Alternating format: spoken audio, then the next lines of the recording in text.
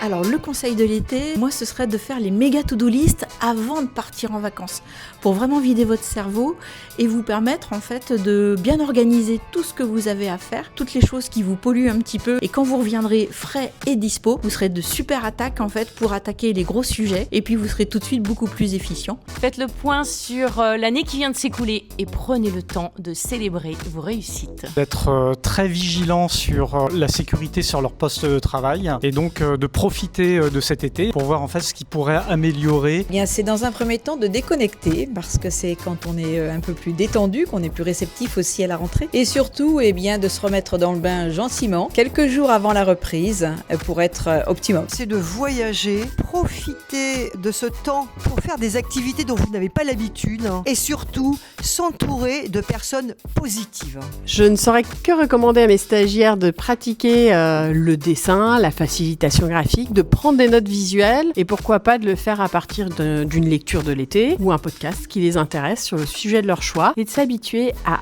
dessiner plutôt que d'écrire. Foutez-vous la paix, ça veut dire pour moi, arrêtez de réfléchir, divertissez-vous, connectez-vous à vos sources de plaisir, à ce qui vous donne de l'énergie, connectez-vous à l'ensemble des activités qui vous ressourcent. Voilà, foutez-vous la paix, c'est lâcher le cerveau, divertissez-vous et connectez-vous à vos sources de plaisir. Et maintenant, reposez-vous.